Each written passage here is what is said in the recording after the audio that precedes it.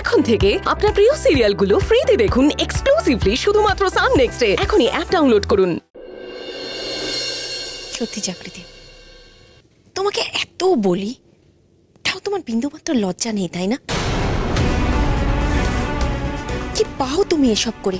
হ্যাঁ, আমার পরিবারটাকে তো শেষ করেই দিয়েছো।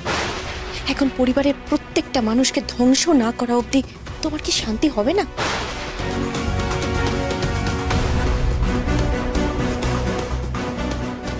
জানি না, আমি তোমার সমাজ সেবা করার ইচ্ছে তুমি করো, আমি তো তাতে তোমাকে বাধা দিইনি, কিন্তু আমার পরিবারের লোকগুলোকে জড়াচ্ছ কেন? কেন টেনে নিয়ে যাচ্ছ তাদেরকে? দীপাকে এই কথাটা না বললেই, এই খবরটা না দিলেই তোমার হচ্ছিল না? আশ্চর্য। তুই চুপ কর, একটা কথাও বলবি না। আমি তোর সঙ্গে কোনো কথা বলছি না অনি।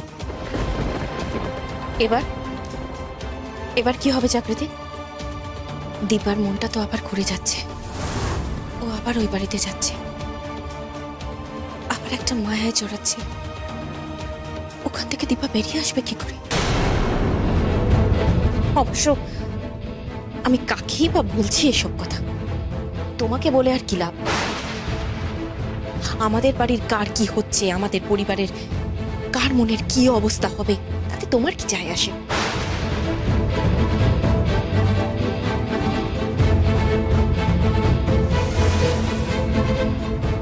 অনি, দয়া করে তোর বউকে এখান থেকে চলে যেতে বল। আমি আর ওকে সহ্য করতে পারছি না অনি।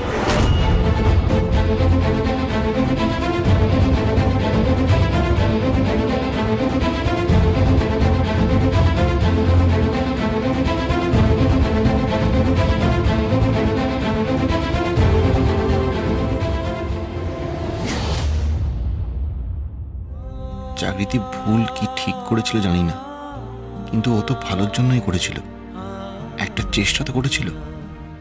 এই অপমান তো জাগৃতির প্রাপ্য ছিল না।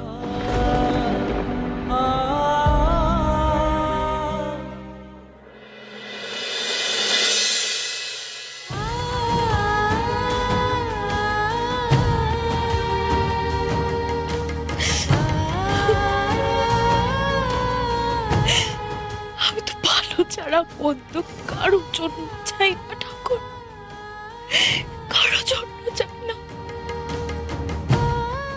তাহলে এই অপমান